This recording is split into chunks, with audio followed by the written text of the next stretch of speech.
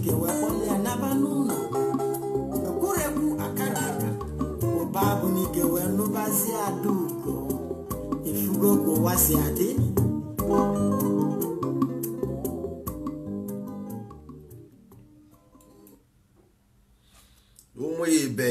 ụmụ ibe anyị ekene unu ndị ndozi ọdịnala Igbo nwanne unu nwoke nọ nso ekene unu anyị si ka udo dịrị unu n'ụbọchị nke taa na anyị nwawo ndị ndozi ọdịnala Igbo ndị agha wụ ndị nsọ ala Igbo nọ anyị nwa na-ekele unu anyị sikwa ka udo dịrị unu n'ụbọchị nke taa na anyị na-ekene ori na-eke na afọ na-eke na nkwụọ anyị na-ekene eke kere ụwa kene ndị mbụ kene ndị ọkpụ na ndị egede ụmụ ibe anyị ekene unu nwawo ndị ndozi ọdịnala ndị na-ekiri ekiri ndị ka ya ekiri ka anyị gbara anyị nkiri na anyị wụ ndị Igbo enwere ihe anyị si ka anyị metụ aka taa abụghị maka ozi ọma maka na akwụkwọ ozi ọma anyị na-esi n'akwụkwọ ibi ndụ nke ndị nsọ ala nke anyị kwere na anyị ga-ebi enwere ihe a na-akpọ retributive justice.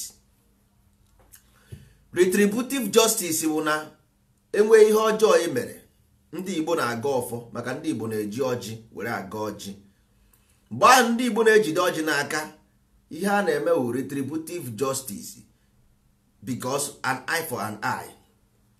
Ihe onye ma ya mara ya enwere ihe ọjọọ e mere ya so gị nkwado nke ị na-eme ya pụọ ọ bụ ihe ahụ eji ọjị n'aka wee na-ekwu bụ datin.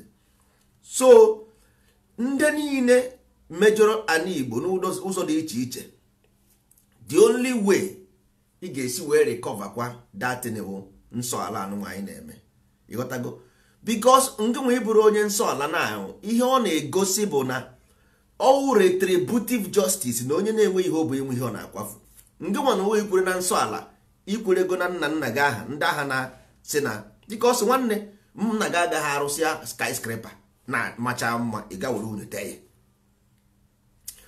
onweghị onye ga-eme eme otu ahụ obi adị ya mma nna gị agaghị arụchasị ụlọ mara mma because onye Igbo ọbụla bụ onye echichi o nwere obi na be ya nwe ọfọ o nwere ndị nwere ihe a na-akpọ agwụ nsị bụ things they should not do, things to avoid. Ihe ị ga-eme avoid eme ọ bụ iwu. Ndị a bụ aka ji ọfọ n'ọbụ otu a ka ha ga-esi ebi ndụ ha wee ruo obi wu signature. Ihe anyị na-eme iji sign contract asị gị sign ya signature after the contract, that means ikwere ekwe ịghọtago. So obi ahụ ị rụrụ bụ based on natural law na ikwere ekwe ịsign go signature that na this is how you will build. That's why you build the obi. That's why onye ọbụla chiri echi mgbe ndị ochie na-arụ obi, onye ọbụla chiri echi mgbe ndị ochie na-enwe ọfọ because ọ bụ nya bụ signature sign. Ụmụ ibe mgbanezie na anya na nji wee sị unu na ihe ọbụla nwere aka ndị nwere aka ebe. That's why ndị Igbo ji wee bido na because for na nke nwa bekee ha nwere Christ but ndị Igbo nwere Chineke ịfụ. So there is no how ị ga-esi wee nwe aka na ị gaghị enwe aka ekpe, is impossible. Ndị Igbo nwere chu na ukwu, ọ chu na ukwu ahụ ka emekọtara n'ọwụ Chukwu ịghọtago. So because one ịfụ na o jere ịchụ mmiri ndụ etiri na egwu ahụ nne nne udu marapụta m udu nne nne udu marapụta m udu nji chụbụ iyi na ama amaghị na udu awala. Chu jere ịchụ iyi bụrụ udu jee ịchụ iyi udu o ji wee chụ iyi wee waa. Ọ bụ ngụnwa bụ udu aha o ji wee chụ iyi wara awa.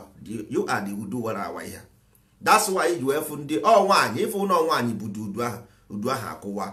So chụ aha bụ nwaanyị aha n'ebe aha bụ ukwu aha ịghọtago. Nwaanyị a n'ebe a bụ ukwu then chu wee jere ịchụ mmiri echu ngụwa bụzi udu wara awa. Nne nne udu marapụta m udu ịrapụtago ya o ji wee sị gị obi udu awanzenze obi udu awanzenze obi udu nwa obi awanzenze nyenu m ọfọ nwa obi arụrụ obi ebe aha nwanne. Obi bụ kingdom. So na uji unu na-akpọ ndị eze nwanne kewere eze ga the sentence eze mmadụ na-eme ọda eze na-eme ọdapụ emesi opụta ọzọ. So ihe anyị na-eme mgbe ndị gboo bụ anyị bịa na society anyị akọrọ mmadụ akọrọ otu ahụ eze si adapụ anyị remove odi eze ahụ eputezi eze ọzọ siri ike. So those people we take to purify asa ha otu esi asa eze ha na-achazi ọcha dị clean. Ọnwụ ndị aha ka a bịaziri na adịzi asị eze ala, eze agwụ, eze ji. The name you see as eze is like a minister. It's like a Christ without a ministry. So it make no sense. You got to go. So when the British created warrant chief, because when we get eze without him eze, you minister of what? Minister of what? So you a minister, but okay, you minister of you must have a minister of what you are. So either you eze ala, or you eze ji, or you eze agwụ. Because eze is a minister, we know that. But okezi na minister for. So ihe na-ekwu maka ya. So na ndị be anyị ghọta, because ihe na-agwara na ihe abụghị ka ngwagbu na agwagbu. Ọ bụ ka o wute gị, ọ bụ ka o wee gị iwe. No, all those people make mistake. Ga correct ya. Let us correct it, because mgbe ndị British bịara na nri, ha gwara formal eze nri, because nri ahụ nọ n'afọ ihe ahụ ebe a na-eme owe pilgrimage, ebe a na-echi echichi. Ịghọtago? Ndị British gwara disi eze nri ka ha use oye were gọvanọ Igbo land ọjụ. Ha chụpụ ya ma ya ikpe n'ọka. Go and do your own research. Tizie their own aha today now ka ọ na-asị ya si Israel, because ihe ọbụla nna mere nwa ga-ata afụfụ ya. Ịghọtago? So today na ọ mazighị ebe o si, because nna ya si abakịta wee bata ka o wee nwee ike ịsa afụ ndị ọcha. Today anyị na-ata afụfụ ihe dị n'ime. So ihe nna-achọ igwu unu in essence bụ na ọ bụ ngụnwa bụ onye buoru udu aha tiwara etiwa. The only way to make sure that na udu anụnwa recover this udu nsọ ala ihe a na-akpọ retributive justice to balance the equation, because ihe anyị need as ndị Igbo kịta to balance these things. So for things to begin to change n'ala Igbo na-echenji nwanne isi na asị ihe ọ sọrọ gị tinye aka ọ gaghị aga, because nna gị bildụrụ clean house. Because onye ọbụla bụ eze ga-ajụọ ya na ihe ahụ na-akpọ obi eze owe obie ọwụ the heart. Ihe ọ na-egosi gị bụ ụmụ ya na nga ndị a ga-amụ amụ, ọ na-agwa ha sị ha look at the kind of life I live. Obi anụnwa dị ebe a wụ the purity of my heart is the kingdom of my heart. Ọfọ anụnwa dị ebe a wụ my character. Nna nwanne itego ure, itego nna gị ure, itego nna gị ure, tee nne gị ure, tee ndị bụ unu ure. Mgbe ndị ochie ndị Igbo na-eme, onye Igbo ji ime ihe ọjọọ ọ sị kedu ihe nna ya ga-ekwu, kedu ihe nna ya ga-ekwu. Nna m nwa na nna eme hiri na maka na ihe ihere dịrị family m. Ndị Igbo na-eche ebe kịta na ndị Igbo ka na-eche echicha. O nwere onye Igbo ga-eje ọchị ime ihe na ọsị nna kedu ihe nna my family ga-ekwu. Ịghọtago? So ọ bụ ka esi, this is how Igbo life is. Ndị Igbo nwere ihe na-akpọ nwa afọ, ndị Igbo nwere ihe na-akpọ ọbịa, ndị Igbo nwere ihe na-akpọ diala. Ọsọ n'ala Igbo mmadụ na-eti nwatakịrị ihe ọ gbakwuru mmadụ onye ọzọ ọ gaghazi emetụ ya aka. That is the principle. That means ọ gbakwutego savior. So onye ọbụla si esi bata n'ala Igbo esevugo ya, enwe ihe a ga-emeri ya.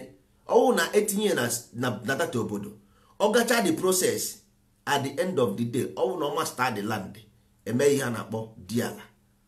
So ya ka ha ji wee nwee diala na be anyị, nwee ihe a na-akpọ ọbịa na be anyị, nwee ihe a na-akpọ nwa afọ na be anyị. So once you master the land, enye gị diala. That means otu esi na nke ndị ala bekee gaa na obodo oyibo eme ọfụma, ha enye gị akwụkwọ obodo gị ibiri. Ihe anyị na-eme today as ndị Igbo ọ dị against the principle of Igbo.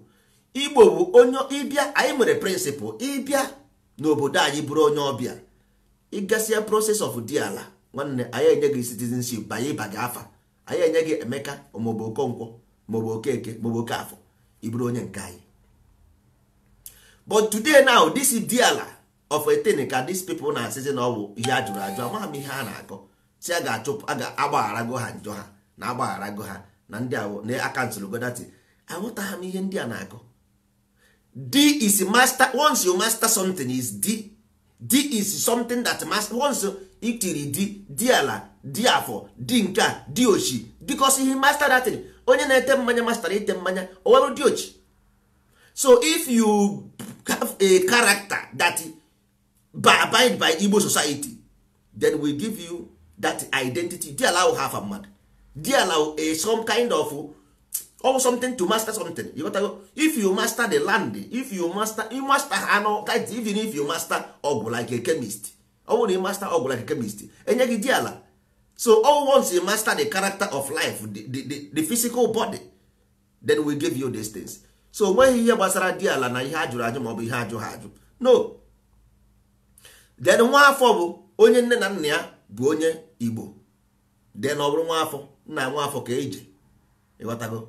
Ọ nwa afọ onye ọ nwa afọ.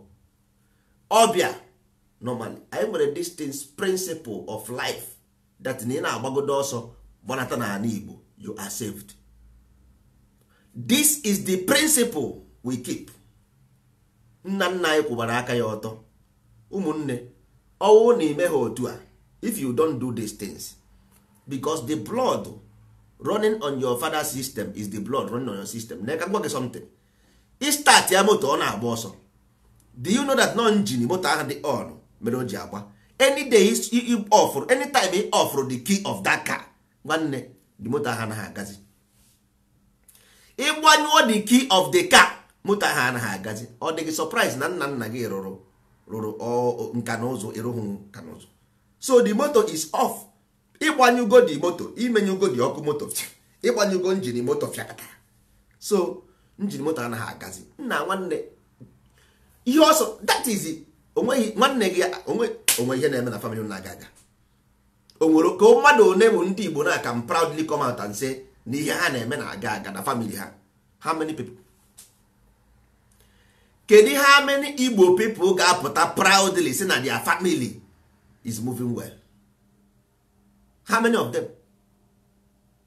That is the case.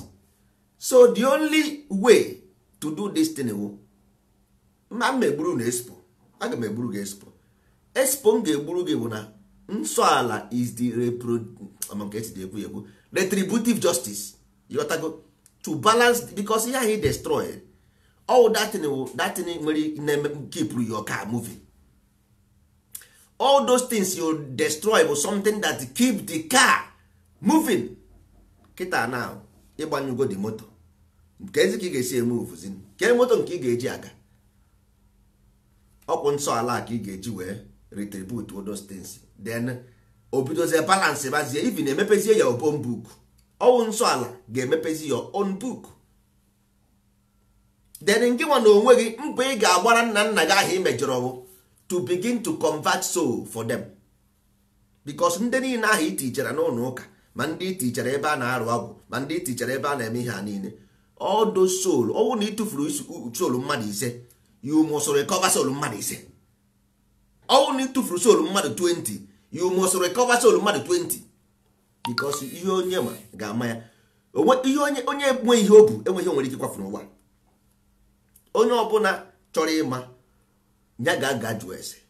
Because onwe there is no how nna gị ga-anọkọta n'oke osisi desa naanị. No. Onwe ke oji eme gịnị? All copper. Go and look that thing. Jene na isi ahụ all copper ka eji eke that thing. Ka ihe ji copper. All coil ka e na-eji arụ every wave n'ụwa coil ka eji arụ ya. So that coil symbolizes something. Ị ma na mmadụ nwere metals n'ime ahụ ya. Do you know that? Ị ma na mmadụ nwere coil n'ahụ ya. Egbe ihe ọbụla nwere, because each generate electricity now, you must ị ga-akpa coil. Ihe ọbụla ị chọrọ ịrụ na-emove ị ga-akparịrị coil. Why eji eji coil akpa ọfọ? Why? Ọ bụrụ na ndị maara obi, ị gaa na obi, onye maara obi, ị ga-afụ na o nwere ka obi ahụ ọ nọmba. Na ya anya ọfụma ị ga-afụ na dị obi wụ nọmba. Ifu ka esi wee rụ ya, na enwere something ihe anaghị anọkọta arụ ya. All of a sudden anyị na-ebe akwa na ihe anaghị agara anyị ọfụma, ihe anyị gbatịrị asọ, anyị wọcha telivishọn ndị ọcha, anyị na-ejuzugharị. Because we are addicted to ihe anyị dị addicted na enweghị isi. Expo ka m na-egburu unu. I can only give you the expo, the only solution for your own life. Ị na-asị ị ga-eji ịgba afa, ị ga-eji ime nka, ị ga-eji ime nke a. Nwanne ka m gwa gị something, there is a myth in Igbo language na ka m gwa gị ya because nwere ike na-ekwu ị gaghị eche na mma ihe na-ekwu. Let me tell you very well na mma ihe na-ekwu n'anya all the 5 principle dibia, afa, aja na mba na ikpe ire ọ bụ ihe isa. ịghọtago? These things are mythology, they are not real. It's a myth. And ihe eji wee tinye na culture is to keep the information going so that mgbe ọbụla nwata toruru he will know understand these things what they means. But ndị nkịtị ga-ebie and believe them as reality, of course. But nwatakịrị ọbụla, whenever you are ready, a student is ready, the master will appear. Dibia ọ bụ ihe ahụ chere ka ọ bụ. D means master, then abia the forthcoming. You got to go. Then afa is that the same thing aha anwụ na-eme ọ na-aga ozi is the ministry of that the same dibia. All ministry aha. That's what they say gị ọ bụrụ na ihe na-esi gị ike ọ ihe anaghị agara gị ọfụma ị gaa na nke dibia jee gbaa afa. All solution ị gacha for solution. You got to go. So onye ọbụla mere understand the life mana this thing was just a mythology, then you start looking for real dibia and start looking for real afa and start looking for real aja and start looking for real mba and start looking for real ikpe ire. Ndị Igbo sị gị ikpere ala ikpere gị n'ala, ikpere ala, mana ndị Islam na-ekpere ala duto na ndị Igbo nwere mit a na-akpọ ikpere ala ikpere gị n'ala. Ndị Igbo si na onye fere eze ka eze na-eru. Ndị Igbo ji wee gụọ egwu si okwuo m n'uche okwuo m n'ọnụ amamụma kpam n'ụkwụ kpam n'ụba amamụma egwu m dị ka mmiri oyi ekotere ṅụọ.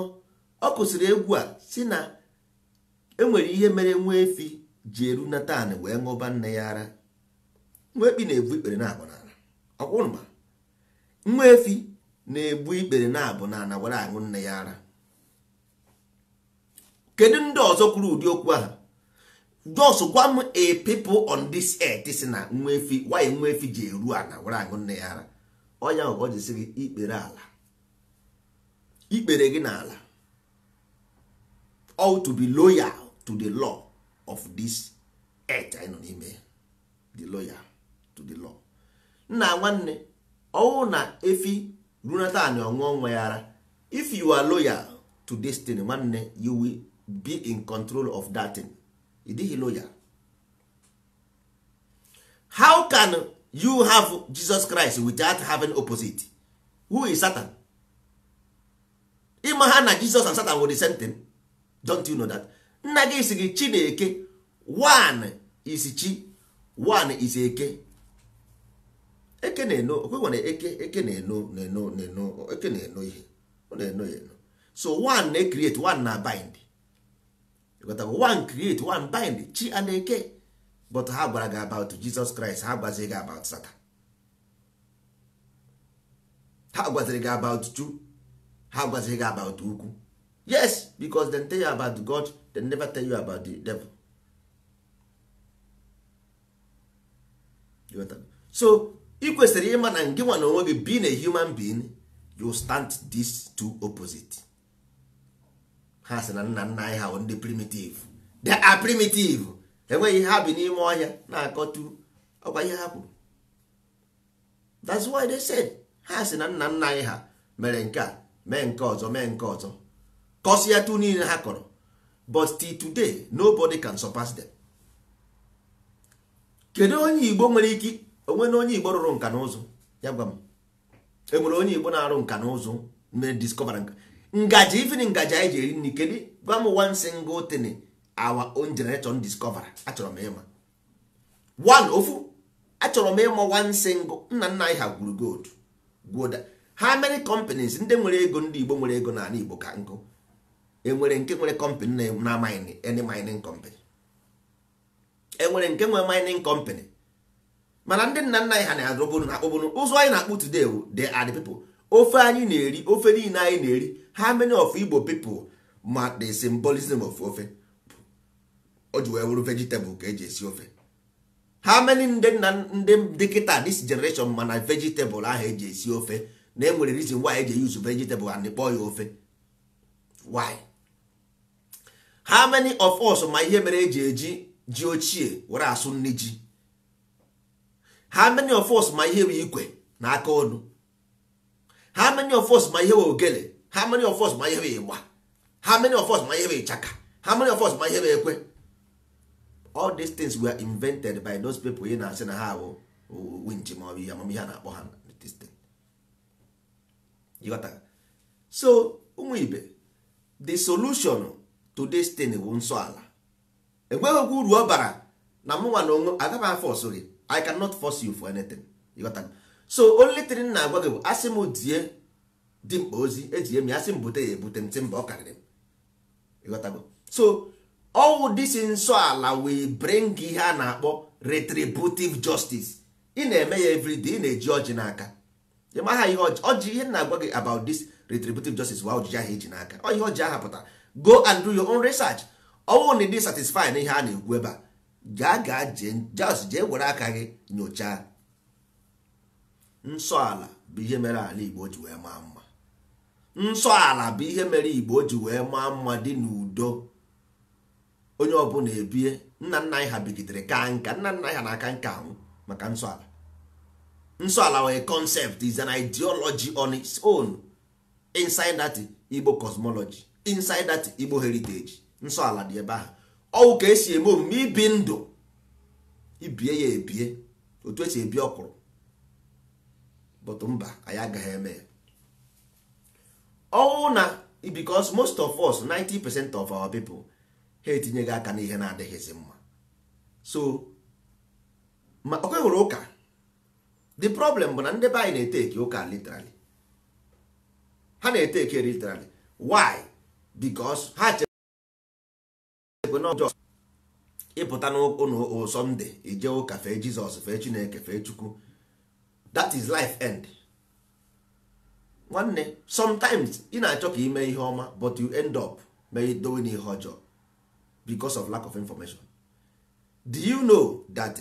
Because nwere ike ịgwa gị ya iche na asị ịma na onye ọbụla na-eje n'ụlọ ụka na-efe ihe apịrị apị. Do you know that? I can prove it to you because mụnwa na onwe m ga seminary school. Because ịba n'ụlọ ụka iruo n'etiti ebe a ọta na-adị a na-eme isi ala. Ndị Igbo sị gị isi ala. Ndị Igbo sị gị isi ala, nke kpọọ isi ala wụ obedience. Onweghị mgbe a sị gị kpọọ isi ala nye ihe apịrị apị. Isi ala wụ obedience. That is, o nwere mgbe onye ka gị na-agwa gị okwu n'ala Igbo, ị naghị ene ya anya n'ihu. Onye ka gị na-agwa gị okwu n'ala Igbo, ị na-ene irekpudo ihu n'ala. Ọ ga-asị gị nwoke m wee n'ihu gị n'ọga na-agwa. Iwe wenie. Ndị a gaa n'ụlọ ụka, cross etiri na wọọlụ, ha kpọọ isi ala nye cross, mee akara nke obe. Cross. O wete chaplet, oke isie ya before bido ịjụọ ya nọ na-efe ihe apịrị apị, ọsị gị mba. Nna nwanne, kedu ka isi efe ihe apịrị apị? Which is inside your heart, you know that you worship ihe apịrị apị and you deny it. Who is fooling who? Ọkwa enigwe gị chọrọ ije. You want to Jesus Christ a na-ekwukwa the symbol of purification. Ọkwa isi nna nekwere m anya.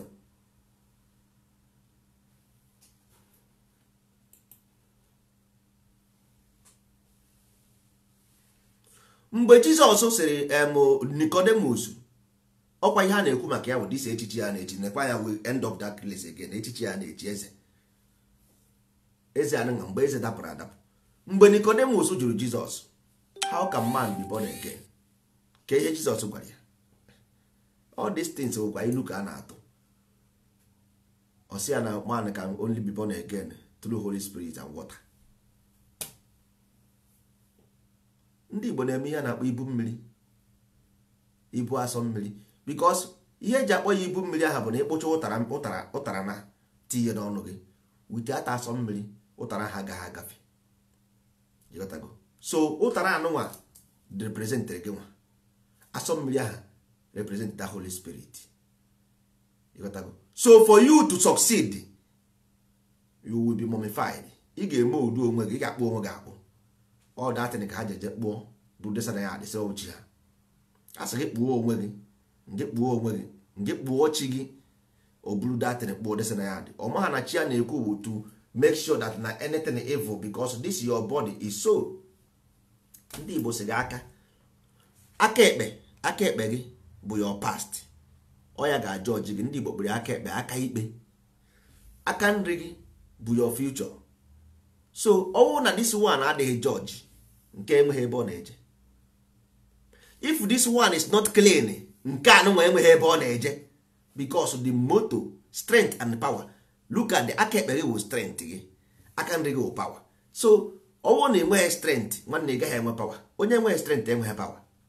Onye nwere strength bụ onye nwere power because ichi ịbụ weight lifter na ị ga-enwe strength before you lift on weight nwanne. Ị ga-enwe strength before you lift on weight. It's as simple as ABCD. Ọwụ na aka ekpe gị adịghị judge, aka nri gị enweghị ebe ọ na-eje. Simple as ABCD. Not about just going to church every Sunday to deceive yourself. All that thing mere enwe onye ọbụla nọ na complain si ya enwe ihe na-aga na family ha si ya nwanne ọwụ ụka. Because ọwụ ụka mere your mind ọ naghị agwa ezi, ọ naghị ekwu eziokwu. Eziokwu ị naghị ekwu bụ n'ime mmụọ ka o si. So ka ihe your belief system if you want to catch it, ịchọ iwepụ ihe ọjọọ wepụ ya from the root. As just don't baptize it. Kedu ihe mere gị ị naghị eme ihe ọma is your own belief system. Because ọwụ na your belief system gwara gị nke bụ eziokwu, nke bụ ị ga-abụ ezigbo mmadụ. And ihe ọbụla itiri aka ọ na-aga. Because ọbụna ọ bụghị ya kedu ke ka mmadụ ga-esi enye mmadụ a belief system dị trikichi. Ị gasị ya mesịa ihe ọjọọ ị ga na nke fara nye bribe, ị ganye pastọ bribe oso osi dị na nke pastọ. Ba bribe bụ ihe aha na isi bribe inye pastọ ego, pastọ promise ye gị, pastọ ga o nwere pastọ sicha nwecha phone number Chukwu sef, ha ga-akpọcha Chukwu, akpọ Chukwu na phone, Chukwu respond. So ịbịazie adara gị ego gwa gị mbọsị Chukwu ga-respond nke bịa isi ogo seed nke cherezie ihe ọma ga-eme na ndụ gị. Ị na-achọ di bịa iru ebe ahụ gwa gị kọchara gị tu nata gị obere ego nke iji eji gwazie gị na di ngwa kpee ekpere na di na-abịa iburu na ịtara na-ekpe na-eje. Onwekweghị di na-abịa no ma di never ihe na-esiri gị ike iruo asị gị cheta ka ị moto gị nna nwanne ị nwere problem 200 naira nwunye gị nọ n'ụlọ ọgwụ na-achọ ego iji agbapụta ya iruo ebe ahụ asị gị weta ka ị moto ị na nwere asị gị weta 200,000 nke were bụrụ gị ọrụ mmiri nna nwanne ị nwere 200,000 wee bebe ebe ị nwere 200,000 wee bebe na nke onye ekpere biko ọ ihe ị ga-ajụgo dama na-esi gị weta ego ahụ ị ga-asị ya pastọ onye ekpere biko enwere m 200,000 wee bebe ebe.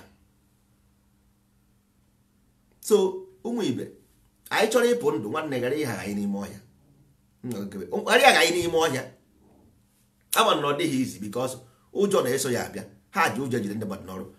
Nsọ ala bụ retributive justice. Retributive justice. Ị chọrọ justice, ị chọrọ ka family ngabakwa ọfụma, ị chọrọ ka family ngaba ọfụma, ọwụ na ị chọrọ ya village ọbụla nọ n'ala Igbo onye ọbụla mana ndebe ha wetara ụka n'ala Igbo ọ ga-arụ temple of nsọ ala na village ha. Ọ ga-arụ ihe a na-akpọ temple of nsọ ala na village ha to retribute because ọ na-agbara ihe ọ na-eme ihe abụ ka ihe aha because ihe ahụ i wetara o wepụrụ obi ndị mmadụ from the land nye ha away to ajọ mmụọ. So datin ịrụkwara ebe ahụ bụ ọkụ iwe gbanwekwe datin unu mere your family or whatever mpa gị ọ nna gị butere disi ihe ndị ihe apịrị apị dosa na bonu ndị mmadụ esorie na-akpagharị. All datin mere enweghị na-aga na bad family unu because even sometimes ndị mmadụ chere iji ụka dị mma nwanne ụka dị n'obi nke ụka nke ijere n'obi enweghị ụka karịrị nke ijere n'obi gị. Enweghị ụka karịrị nke ijere n'obi gị because sometimes anyị na-eche na education adịghị important. Ọ bụ western education.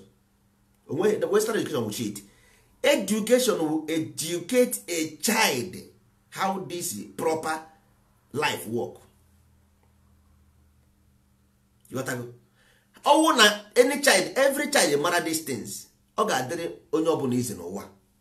Unu enezina nwa bekee anya ịghọtago, because nwa bekee na-agba bọọlụ ha ma ịga na field Nigerian field ebe a na-agba bọọlụ negodi the field anya environment, then ị gaa na TV because nwere ike isi gaa obodo oyibo tere aka ndị na-watch Manchester or Arsenal, watch go the field of the football team, gaa na Enyimba field or gaa na Nigerian field, watch at the field, odoge anya na something is wrong with the mind of our people. Ndị ojii na-agba bọọlụ na West, ndị ojii na-agba bọọlụ na West, so ọ bụghị about ha ma agba, ha na-agbata ọnụ ha, ọ bụghị about ha ma agba bọọlụ. Problem bụ na the mind of our people is not well developed. A na-edevelop ya edevelop nwanne, otu esi develop television, esi develop computer, mobile phone, the same way ka mind of man dị. That's why nwa bekee created what we call God for aspiration. Ndị Igbo nwere Chukwu, nwee chi for aspiration, nwee Chineke for child development, because early child development will the best thing that can happen to every society. Kedu the level anyị debere Chineke, kedu the level anyị debere Chukwu? Anyị debere God na highest level, but anyị amaghị what is the meaning of God. So nwa bekee ma the meaning of God. That's why their own children doing great, because ha na-develop their children according to all those things ha create. Anyị create Chineke, create Chukwu, but anyị enweghị information to feed our own children to aspire this higher self, because all spirit the target is about the spirit. So this Chineke is a personification of Christ, then Chukwu is a personification of God. So if your children is not aspiring Chineke, is not aspiring Chukwu, or they may aspire God in the room, you don't know. So at the level now, okay, many people now fight against this God now, whether it's real or not real. You got to go. People are questioning. Then how can be get debezi aka when azụ nwa gị with the same thing? People are questioning. That is the problem. Afụbeghị m onye na-ekwestion Chukwu, abụ onye na-ekwestion Chineke, but afụgo nka ndị mmadụ na-ekwestion God, because ọ bụghị their language, they don't understand it. Also normal ka mmadụ kwuo, ọ bụghị onye kwuo moto ya efuo, onye mmadụ aghọtaghị English. So asị na onwe one man nọ n'elu gbara afụ ọnụ white, onye nwa na-afụ everybody anya. One day ị ga-asị na ihe ya ndị a na-egwe ọdịkwa eziokwu, na ihe ọ dị ka asị. Onwe esi gị na Chineke nọ n'elu na-ene mmadụ anya, enwe esi gị na Chukwu nọ n'elu. Ndị Igbo si na Chukwu nọ ebe niile, na Chukwu bụ mmụọ, mana ndị gwa bekee si na God nọ n'elu igwe, ọ nọ ebe niile. Ndị Israel si na Yahweh bụ God of Israel only, God of Israel only, ọ bụghị your own God. Nwa bekee si na Jesus Christ bụ a Jewish man, their empire dị na Rome, so ọ bụghị God for everybody. So also some ndị wụ Christian, some ndị wụ Christian ka ọ bụ their God. He is God of only Christian. Christian bụ ndị na-acha ọcha, crystallized ones. Ha na-acha ọcha, ị na-acha ọcha. Jizọs wụ chi ndị ọcha, ị na-acha ọcha. Ọja mere ọ naghị enyere gị aka na isi ọnwụ ije buru ihe apịrị apị penticha ya white dewsa. Ha bute ihe apịrị apị gaa na St. Luke, St. Paul, St. John, ihe na-ajụ n'Afrịka chọọchị a niile, ị ga-afụ na ihe apịrị apị ndị ọcha kedesara ebe ahụ. Ị gaa n'ime chọọchị Catholic chọọchị na be ha niile ihe apịrị apị ndị ọcha ha niile. So anaghị m ihe na-ekwu abụ ha ọnwụ na-asị kedu ihe status aha na-eme aha ji wee bụrụ onye ọcha. Ọnwụ Jizọs ka m na-ekwu, ọdụ St. Peter, St. Paul, ihe adịcha n'ime chọọchị aha status aha niile, kedu ihe o ji bụrụ onye ọcha?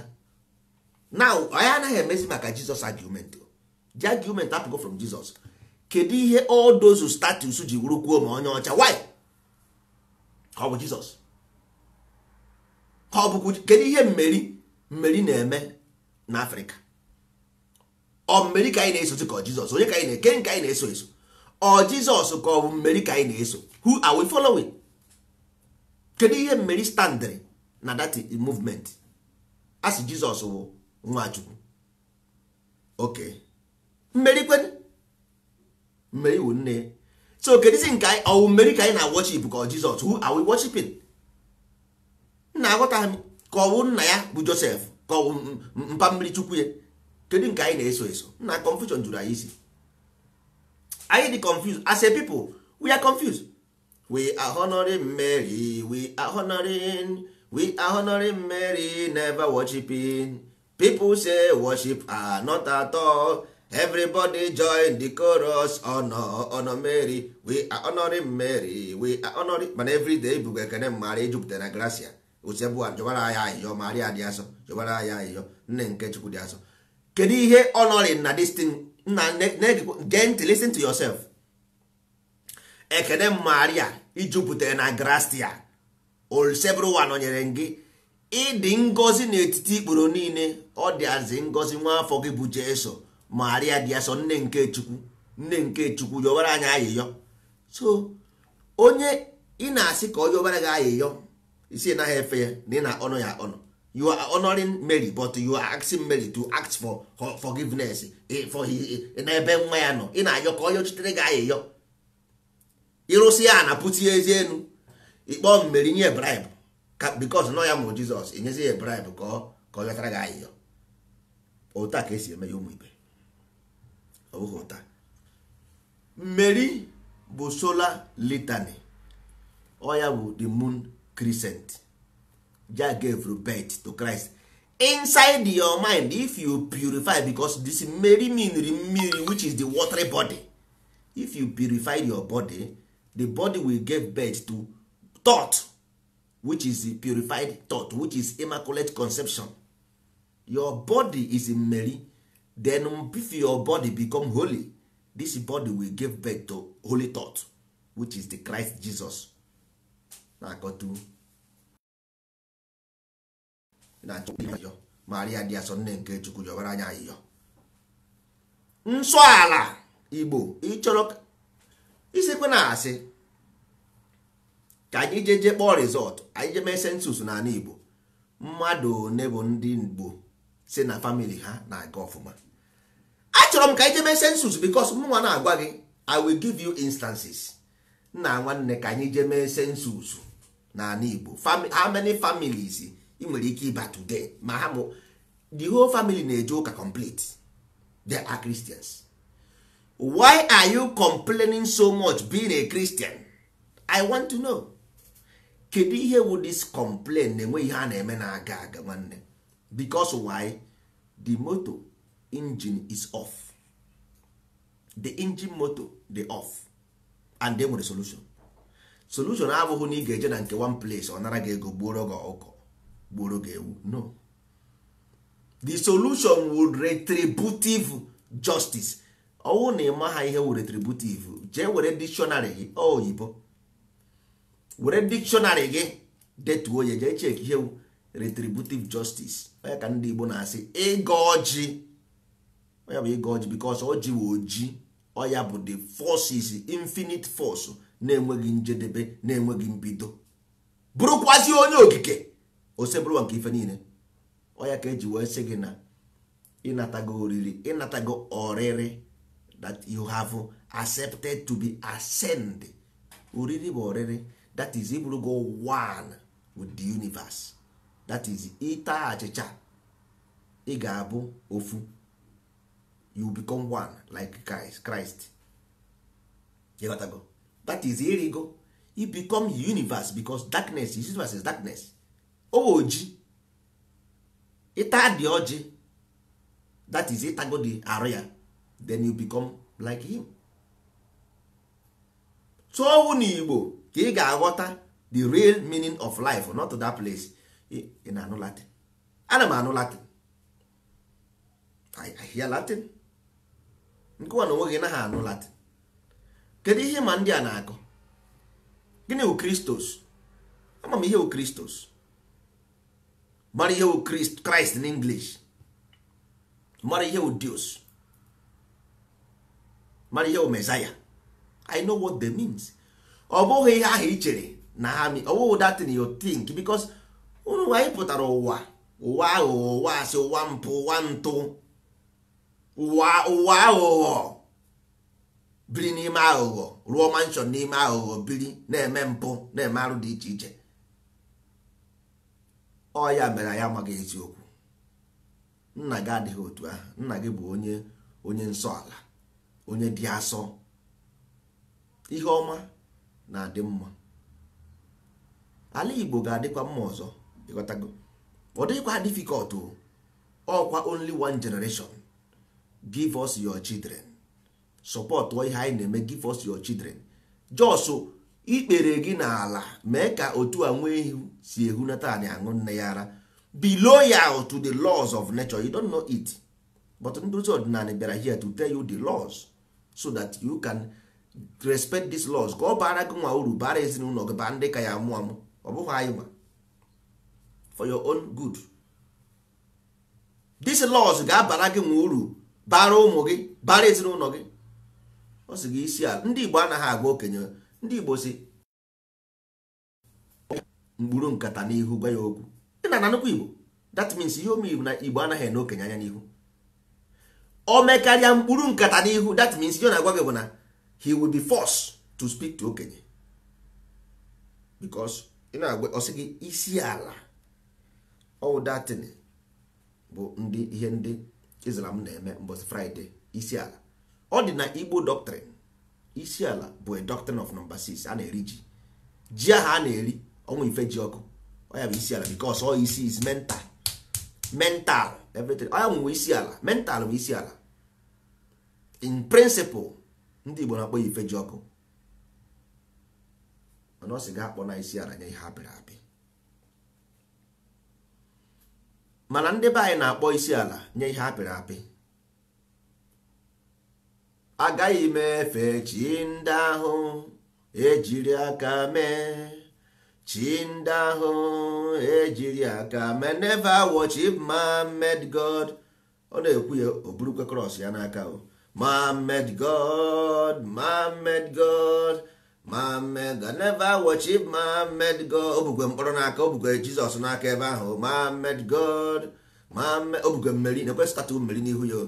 Man-made God, man-made. Agaghị m efe chi ndị ahụ. Mmeri nọ ebe n'aka nne, Jizọs n'aka ebe, chapelet n'aka nka, scapula n'aka nka. Mana ọ gakwa ha efe chi apịrị apị. Na-ajụ ka ịnụ oyibo nnukwu Igbo. Anything that is made of statues, don't worship in your book. Ọ bụghị mụnwa. Ana m agwa gị something from your own belief system. That anything ọbụla made on stone or stick or this thing, don't worship. Ka ezikwe n'ihe nwere ọwụ na Okeke amaghị akpụ isi ka ọwụ na mma abalị isi adịghị nkọ. Ọ bụ na ya aghọtaghị ihe dị n'ime akwụkwọ a, ka ọ bụ na ndị na-akọwa ya na-atụrụ anyị asị, ka ọ bụ na ya aghọtaghị ihe anyị na-eme. Gịnị wu nsogbu? Onye ọbụla na-akpọ isi a na-eme ihe apịrị apị, o nweghị ihe na-agarị ya. Ọsị aja ala bekee ọ ga-anọ 100 years, nothing. Enwere ihe family ha ga na nwanne ịkwọsị aka itinyere ọkụ ka akị. There is Amadi. Ndị Igbo si ga Amadioha. Amadioha bụ 3 names. Amadi Anoha. With these people ndị na-akpọ ndị mbụ, ndị ọkpụ na ndị egere. Don't joke with them. They are master of life. They master the life we live. All these elements, they master all of them. That's why I had you careful with the coin. That copper hammer. Hammer ye copper symbolize n'ime ahụ mmadụ. They know what copper do. No ya wana control wave. Hammer na obi mmadụ bụ a kingdom. That's why ha ji wee rụọ ya. Hammer na eze na ada to grow another stronger teeth. Ha wee onwe ha na-akpọ ichi echichi. Eji eme asịrị taa atụ nke saa eze gị. Ke wash ya.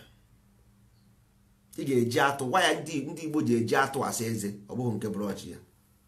Atụ. Mana ọtatụ ahụ eji agba ụta. Waya ji eji asa eze. Waya eji eyi ụzọ osisi abọsị, osisi umune, mgbokiri ma ọdụ so osisi nke eji eke ọfọ, ọ bụghị osisi eji eke ọfọ bụ osisi mkpokiri ma ọdụ, osisi umune, osisi abọsị.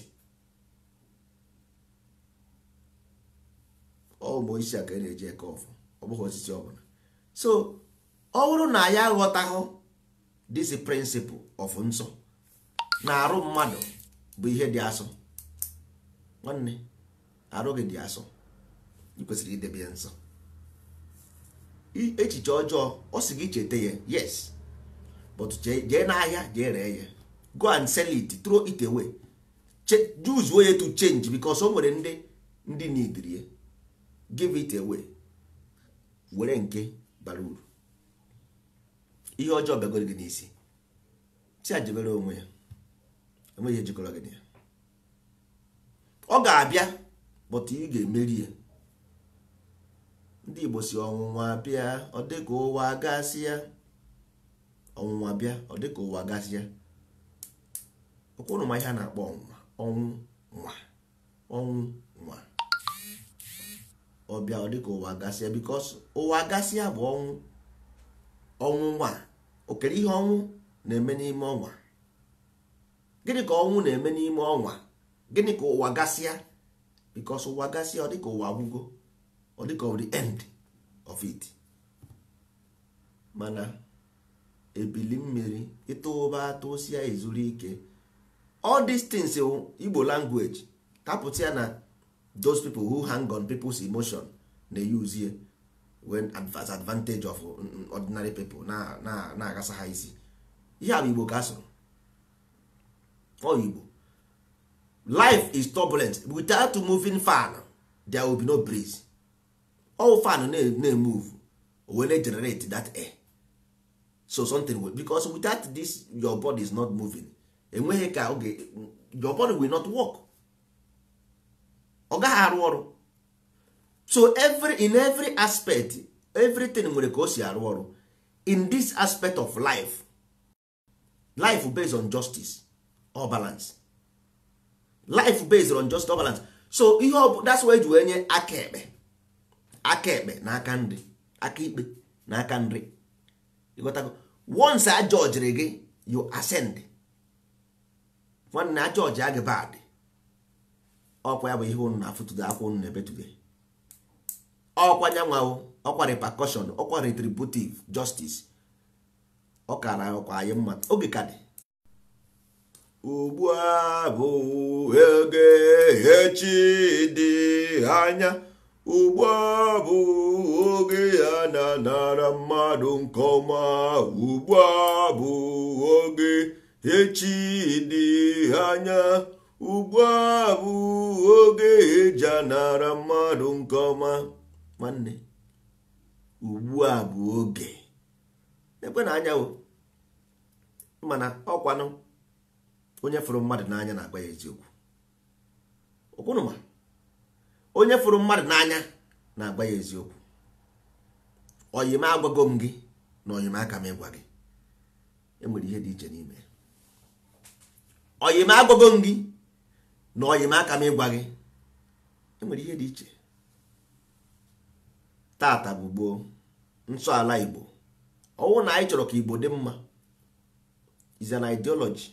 Ihe mere Igbo ji wee dịbụ mma na mbụ. And the only thing nwekwa gị guarantee ọ dị mma Igbo bụ nsọ ala Igbo. And the nsọ ala Igbo a bụ the law of nature. Ị ga-ama ya, ọgwa onye ọbụla sị gị nsọ ala izuzuru so ya ka ndị pastọ na-ekwugheri na ndị ụka. You must know, ị ga-aga to ndozi ọdịnala akụziere gị akụziere mara ya. Nekwe ihe nekwe. So ka ihe mere mbụ gara imezi ọzọ. Maka na asị na agadi nwaanyị daa ndada na-abụ agụọrọ ihe obu n'ọkpọ ọnụ. Agadi nwaanyị daa ndada na-abụ agụọrọ ihe obu n'ọkpọ ọnụ. Ọwụ na ị chọrọ iwe onye nsọ ala, ị ga-aga the process ka ị ghọta. So ka ghara ịbụ oru echi izucha ochi gbachaa ama ịkpọ ndị ndozi ọdịnala sị nwanne ele nke a ga-eme. Ndị Igbo na-asụ Igbo si agba aghara, nwanne ịgba to shoot. So a ga-ama ọma agha aka ntị, which is the justice. Ọ hapụzie gị to balance, because o need rebalance. Nwanne iwepụ something, iwepụ 1 from 1 from 100, ozi 100. ọ was 99. So you need really replace that thing back to become 100. So every character ọ bụla ị mere exhibit n'ụwa, either now add something to something or remove something to something. You got that? Either now add or remove. It's as simple as ABC dị ụmụ ibe. Si na ndị anụmanụ adịghị na-apị kpọkọta na-apị biko ọ na-emebisiri mmadụ ihe a na-eme eme. So ọ bụ nsọ ala ka anyị ji eje. Uriọma lelele, uriọma lelele, uriọma lelele, uriọma. Nna nna anyị ha mere obodo anyị ọma mma. Na megodi imagine ala Igbo ebe ọnwa na-eti n'abalị 7 o'clock, anyị eburusi oche anyị pụtasịa n'ezi. Ụmụazị ndị pere mpe a na-egwu egwu ọnwa, na-agụ uriọma, ma ọ na-agụ nwe nne, ma ọ na-agụ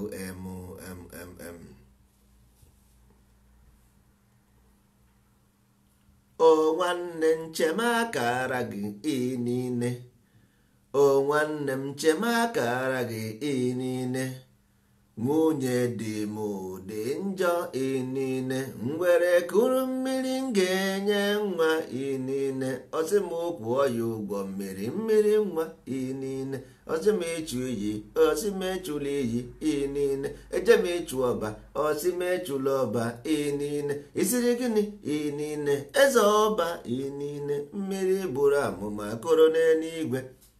Ịnọdụ were oche gwunye n'ihu ya dị ụnụ, ụnụ na-awa ọchị ụmụazị ha na-egwu egwu ọnwa, na-enere ụnụ anya wee na-eto, maka na ihe ụnụ na-eme ka ha ga-esi wee mụrụ.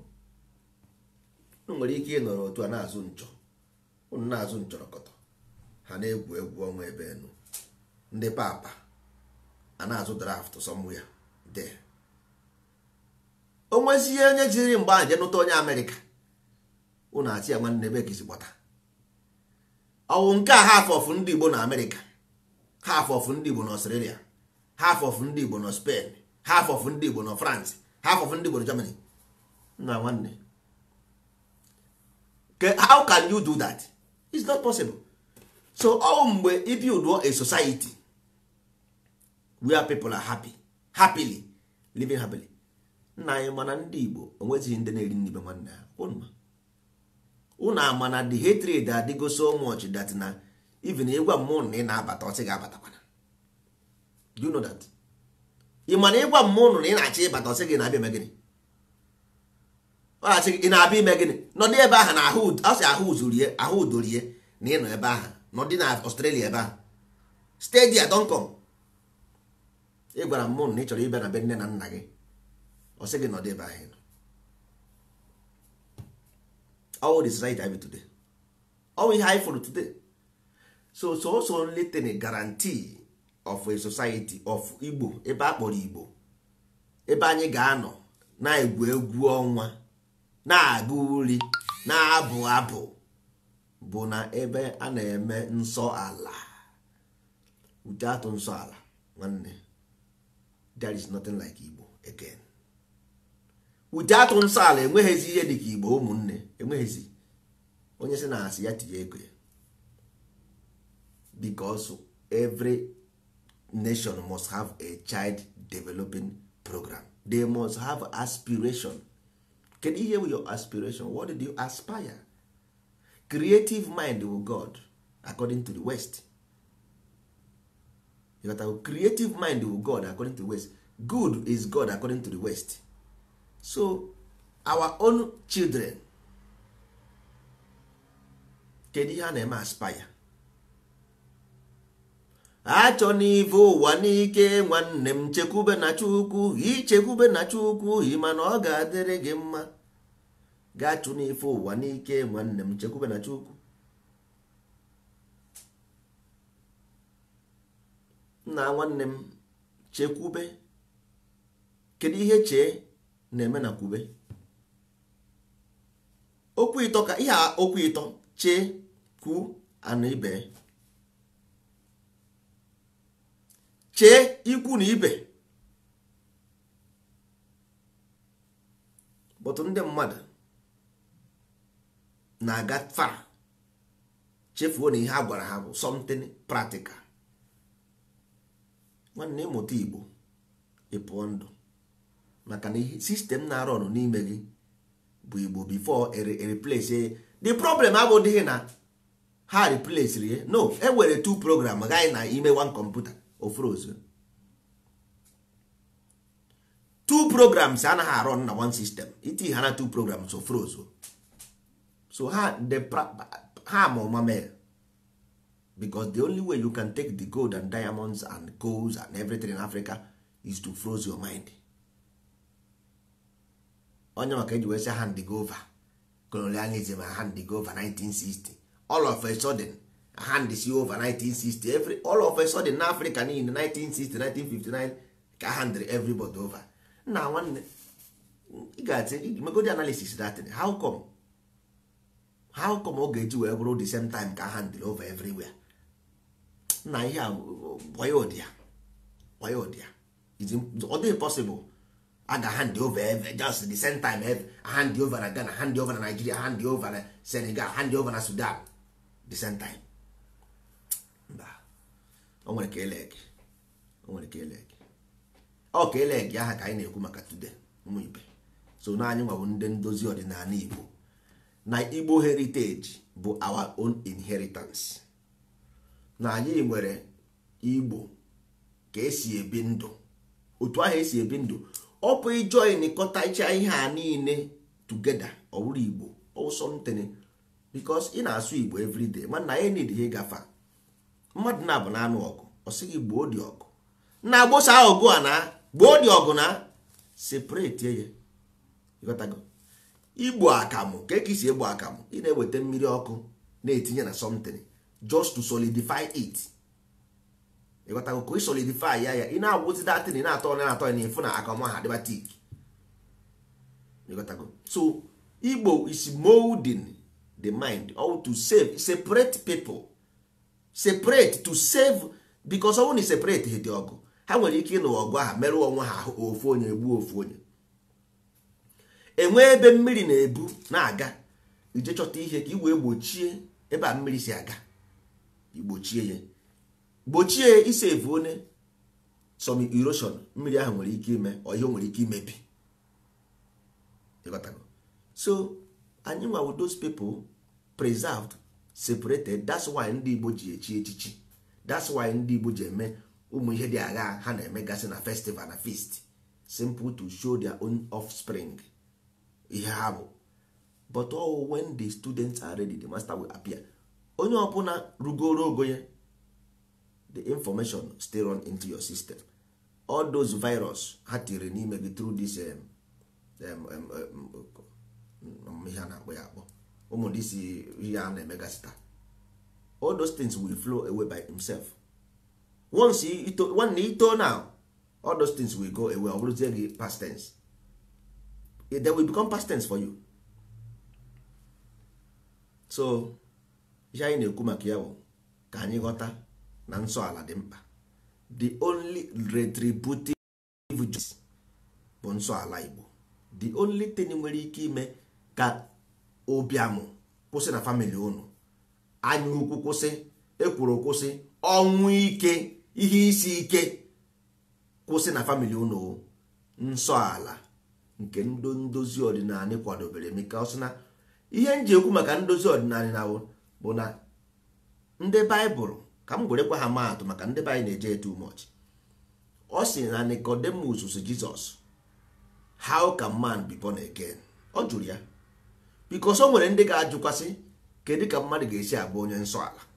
Wee sị ya no, through the Holy Spirit and water. Then problem bụrụzie ka ezi the symbolism of Holy Spirit and water. Ị gazie na ndozi ọdịnala ka akọwara gị. Onye ọbụla nna ya butere ụlọ ụka n'ala Igbo, onye ọbụla nna ya nwere ọfọ, onye ọbụla nna ya nwere obi, all those things atụfuo na-emebisie ya, ọ ga-arụ ihe a na-akpọ ụlọ nsọ ala na village ha. Ọ ga-stress himself to build it. Most unless ma ọ chọrọ ka ihe na-ebe na-ebekwa. Ma ọ bụrụ na ọ chọrọ retributive justice, that is ka justice must be prevail, that you have to be vindicated.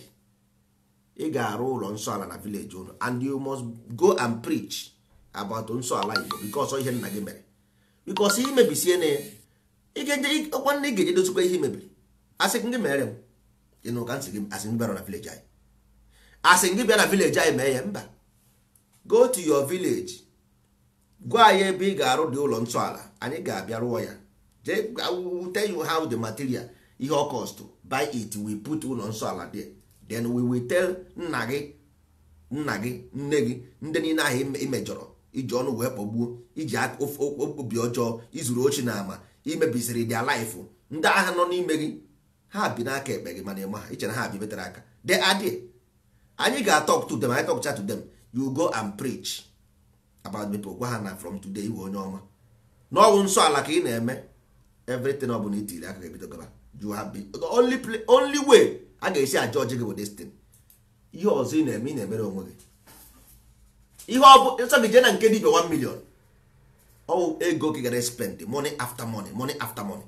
Ọsọ gị je na nke ndị fada 1 million, money after money. Ị gaa na nke ndị fada ọ ga-asị weta ego, cheta ka moto gị, cheta akwụkwọ ala. Ị gaa na nke ndị pastor, the same thing. Ị gaa na nke ndị dibia, the same thing. Because all these things are symbolism of something else, not ihe ndị mmadụ chere. Because ndị mmadụ na-aga n'ime ahịa, customer bịa ọsịa na ya gụrụ ahịa 1 million naira while o gụrụ ahịa 10 naira. So unu echezina na somebody bụ something, ọwụ na datin wee eziokwu because na ọ sị na ya bụ pastor na God kpọrọ ya, i believe onye eziokwu. How can God oke telefon o ji gba ya? Which telephone? Ọ sị na dibia mara ya na akpọrọ ya from village, na dibia bụ ihe mara ya na ya ga-eje mezie dibia. Dibia na-ama mmadụ ama. Nna ndị isi ojii na-ekọtuo. Gịnị ka ọ na-amara gị? Gịnị mara gị? Ịnọkọta na Malaysia ma na Japan ma na China, dibia ama gị.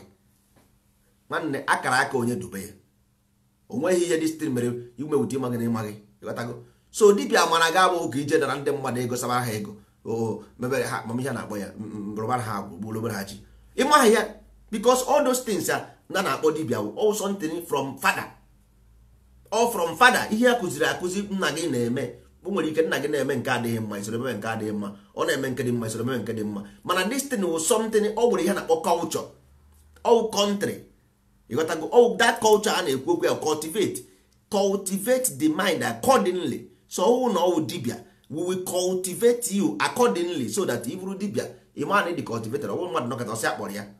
Gịnị ka akpọrọ ya? Ọbịa mepe buru ọkọ buru ewu desa. Olu echi ndị mmadụ abịa ọkọwatu nara ha ego. O je mmụọ ka esi eme dibia, mụsịa pụta obido ahịa mebe nke nwanne. If you talk about business, jebe ọgbasa ha bụ ka bụ ndị nsọ ala. We don't care what you do because onweghị ihe gbasara anyị n'ime, asị onye osimiri fọrọ okwu ya ka ọ na-eri. But if you want to use the name of a culture, nna nwanne, ndị ichie ga-abịara gị ụgwọ, ana ga-abịara gị ụgwọ, enu ga-abịara gị ụgwọ.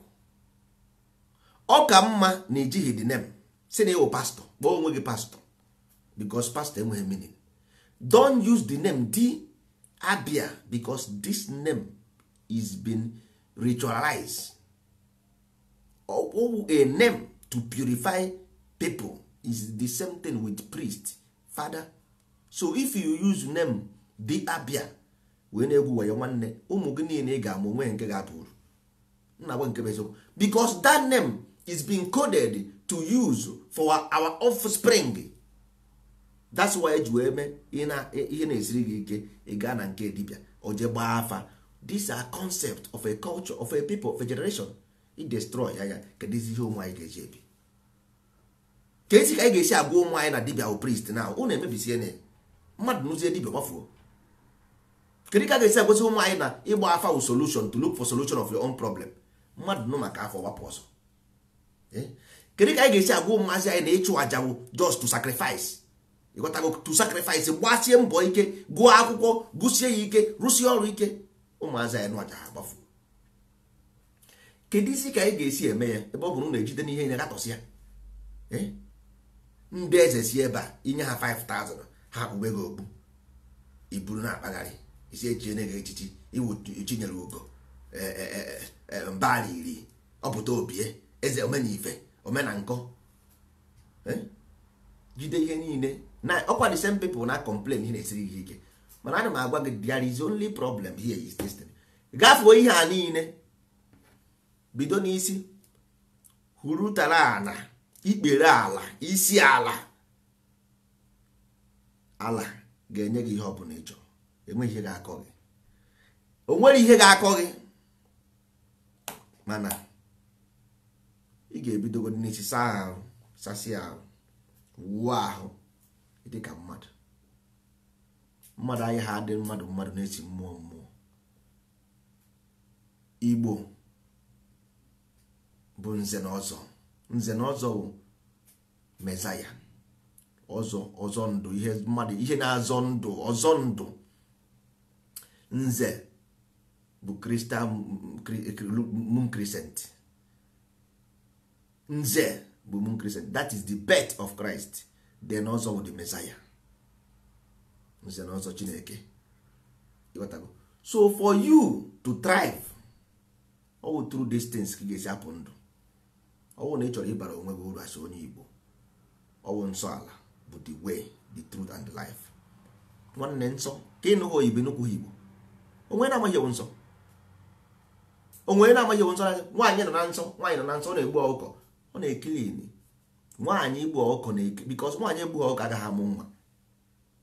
Ndị Igbo na-asị nwaanyị a nọ na nsọ, nwaanyị na-egbu ha ọkụkọ, ọkụkọ ka mgbakwa ya afọ, enwere ike ndị masịrị na ọkụkọ. Nwaanyị na-enweghị menses, menstruation, ọ gaghị amụ nwa. Nwaanyị ọbụla na-enweghị menses agaghị amụ nwa. It's as simple as that. So nsọ ala, for you to give birth to immaculate conception, ị ga-ebi ndụ nsọ ala. For you to give birth to immaculate conception, ọ ya bụ na moving motor, that is motor na-emove nwanne. The only thing that rotate this axis bụ that nsọ ala. Without nsọ ala ọ naghị rotate anything. Moto gị enyụrụ anyụ, njini moto gị ọkụrụ akụ, njini kụrụ akụ pịa, moto anaghị aga ichegide petem nweghị ichepụtara. Isi na otu chegide chijie mmọnwụ jee n'elu mba, jee naanị mba. Mmụnụ mụrụ ụmụ 10 otu ahụ na-eji. Kembụ nwe ihe ọ na-eme, ke bụ enwe ihe ọ na-eme, ke ịtọ nwe ihe ọ na-eme, mpụ na enwe ihe ọ na-eme, mụ na enwe ihe ọ na-eme. Adị mma polisi, adị mma kọtụma.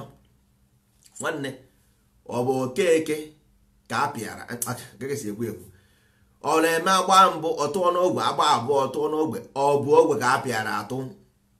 Mba, mana ndị mmadụ che na ọ bụ enwere automatic something mmeza ya na-abịa somewhere. No, nze na ọzọ bụ symbolism. Ị na-anya ị ga-afụ na ndị nze ji ọdụ enyi n'aka n'afọ ya, ndị ọzọ ji ube n'aka oji ha na-agba narị. Those things which are symbolism of what man have inside their heart. Ọwụ na idebeghị dozi iwu ahụ, nwanne chaka ghọrọ mbọ. Dịkwa ready, you must be ready. Get ready, because nke a na-eme kịta ahụ anyị ka na 50%. Mgbe anyị baa 80 njinji ga-eji, anyị ka na 50%. anyị na-awa anya anyị baa 80%, because ị mara njin, more speed engine na-aga, more better ọ dị for the production. More speed engine na-agba, plane gbasie ike ọ gbaa ezigbo ọsọ. So more fan na-eku, more fast ọ na-eku, more breeze ọ na-ebute. So ọ add ya speed, o nwee ike ịrụ ọrụ ọfụma. Njin eji akwọ ihe na-agba more speed na-akwọ ihe ọfụma. So this blender na-eji akwọ ihe, more speed ọ na-agba, more ọ na-akwọ. So get ready, it will get worse before it get better. Ọ ga-adịrị na mma ụmụ ibe ka anyị fụkwanụ.